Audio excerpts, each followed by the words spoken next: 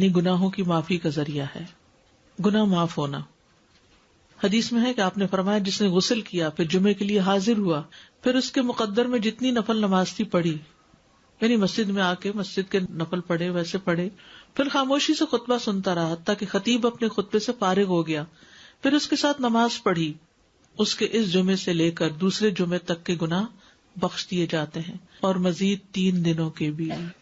رسول اللہ صلی اللہ علیہ وسلم نے فرمایا جس نے جمعہ کے دن غسل جنابت کیا پھر نماز کے لیے چلا گیا تو گویا اس نے 1 اونٹ کی قربانی کی، اور جو شخص دوسری گھڑی میں چلا تو گویا اس نے 1 گائے کی قربانی کی، اور جو تیسری گھڑی میں چلا تو گویا اس نے 1 سینگ والے دمبے کی قربانی کی، اور جو چوتھی گھڑی میں چلا تو گویا اس نے 1 مرغی کی قربانی کی، جو 5ویں گھڑی میں چلا تو گویا اس نے 1 انڈا اللہ کی راہ میں دیا۔ اور جب امام خطبے کے لیے نکل جاتا ہے تو فرشتے ذکر سننے کے لیے حاضر ہو جاتے ہیں، یعنی وہ لکھنا بند کر دیتے ہیں۔ یہ ایکسٹرا ریوارڈ ہے نماز وغیرہ کے علاوہ، صرف جلدی جانے کا ریوارڈ ہے یہ، فرشتوں کا حاضری لگانا، کیونکہ فرشتے یہ حاضری لگاتے رہتے ہیں۔ جب امام خطبے کے لیے نکل جاتا ہے تو وہ اپنے دفتر لپیٹ دیتے ہیں اور ذکر کو یعنی خطبے کو غور سے سننے لگتے ہیں۔ جمعے کے لیے جانے والے قدموں کے لیے خوشخبری۔ عبایہ بن رفاعہ کہتے ہیں کہ میں جمعہ کے لیے جا رہا تھا کہ راستے میں ابو ابس رضی اللہ عنہ سے میری ملاقات ہوئی، تو انہوں نے کہا کہ میں نے نبی صلی اللہ علیہ وسلم کو فرماتے ہوئے سنا کہ جس کے دونوں قدم اللہ کی راہ میں غبار آلود ہو گئے اللہ اسے دوزخ پر حرام کر دے گا۔ ہر قدم پر 1 سال کے روزے اور قیام کا ثواب، ہر قدم پر کتنا بڑا اجر و ثواب ہے۔ جس نے جمعہ کے دن غسل کیا اور کرایا، اول وقت میں آیا، خطبہ میں شروع سے حاضر رہا، پیدل چل کر آیا، سوار ہو کر نہ آیا، یعنی ایسی جگہ بھی ہوتی ہے نا کہ جہاں پر مسجدیں بہت دور نہیں ہوتی ہیں، موسم اتنے سخت نہیں ہوتے،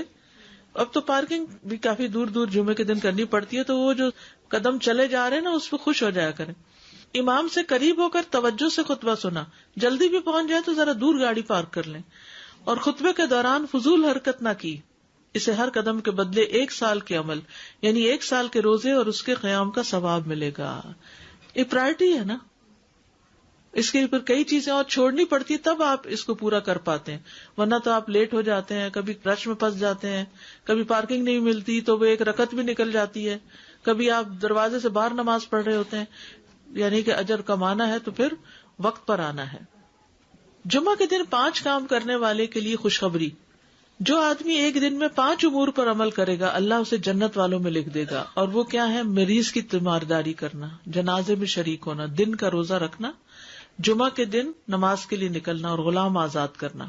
اب اس میں یہ کہ یہ 5 کام جمعے کے دن ہی ہو سکتے ہیں، اور لیکن جمعے کے دن کا اکیلا روزہ رکھنا منع کیا گیا، یعنی اگر کسی کا جمعرات کے ساتھ کا اکٹھا یا ہفتے کے ساتھ کا روزہ ہے، کوئی قضا رکھ رہا ہے یا ویسے ہی کوئی کفارے وغیرہ کے بھی رکھ رہا ہے، اچھا اس دن صدقہ خیرات کرنا بھی عام دنوں کے مقابلے میں زیادہ اجر و ثواب کا باعث ہے، تو انسان جمعے کے دن کی نا کچھ اس طرح کی پلاننگ کرے کہ اس دن خاص صدقہ بھی کرے اور نہائے دھوئے بھی اور ساری زیب و زینت اور پھر تیار ہو اور گھر بھی صاف ستھرا کرے۔